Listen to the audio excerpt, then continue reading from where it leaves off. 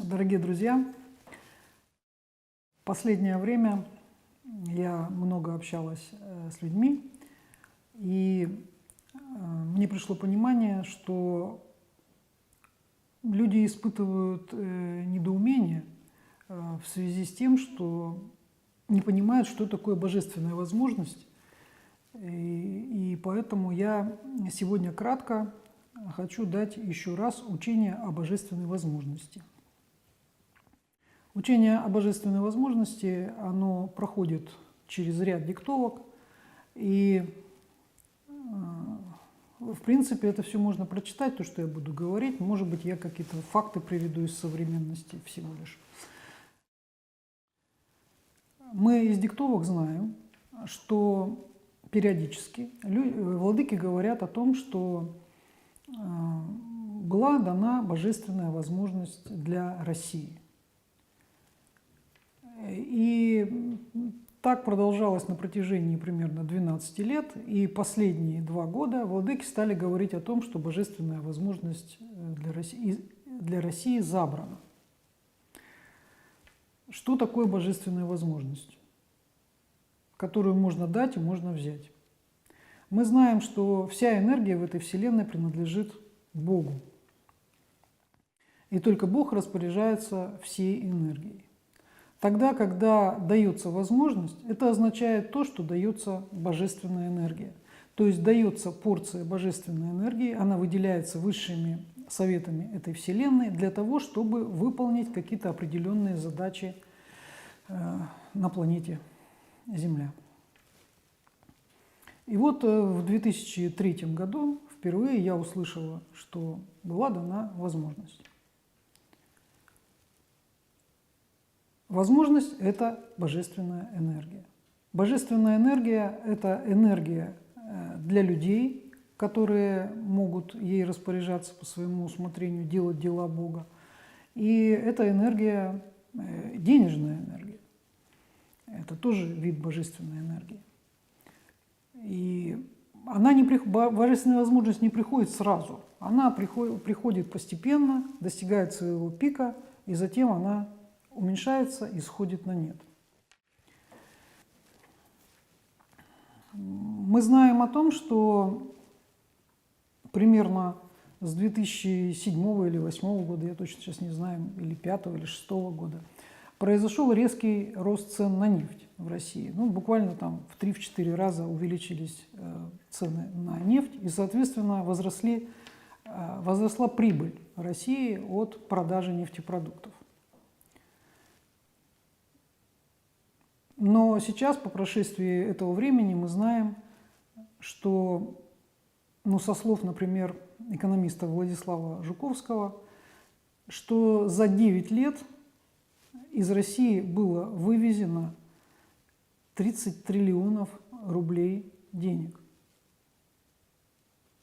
То есть та божественная энергия, которая была выделена для России, чтобы Россия смогла сделать божественные преобразования, вот эта вся денежная масса была украдена у России и вывезена за границу. Со слов того же Владислава Жуковского следует, что этих денег, 30 триллионов рублей, хватило бы, чтобы построить такую страну, как Россия, с нуля. То есть вся та денежная божественная энергия, которая была выделена для того, чтобы построить новую Россию, была неправильно потрачена. Была присвоена лицами определенными и вывезена за пределы России. Мы не видим, что было улучшено образование, здравоохранение, социальное обеспечение, культура выросла, искусство. Мы ничего этого не видим. Мы видим наука. Мы видим, что деньги были просто разворованы. Вина ли в этом только тех людей, которые осуществили это воровство? Владыки дают учение о том, что основная доля ответственности за то, что происходит, ложится на наиболее развитых индивидуумов в духовном плане. Также они говорят в ряде диктовок, что в это время в России воплощено беспрецедентное количество светоносцев. То есть это люди, это тысячи людей, которые пришли в воплощение для того, чтобы реализовать Бога замысел для такой страны, как Россия. И мы знаем из диктовок, что этот замысел Бога для России – это то, что Россия должна была указать народам Земли другой путь развития цивилизации, а именно духовный путь. И вот за это время, сколько тут, 12-14 лет, светоносцы вот всю эту выделенную божественную энергию потратили, ну, не так, как хотел этого Бог. И, соответственно, замысел Бога для России не был выполнен. Поэтому божественная возможность или энергия сейчас забрана из России. Что такое забрать энергию? Все существует только благодаря божественной энергии. И если из какого-то объекта забирается божественная энергия, то этот объект разрушается. Поэтому Россия, как страна, не выполнившая своего божественного предназначения, скорее всего, будет в ближайшее время разрушена. Я не знаю, как это конкретно произойдет, но вот учение таково.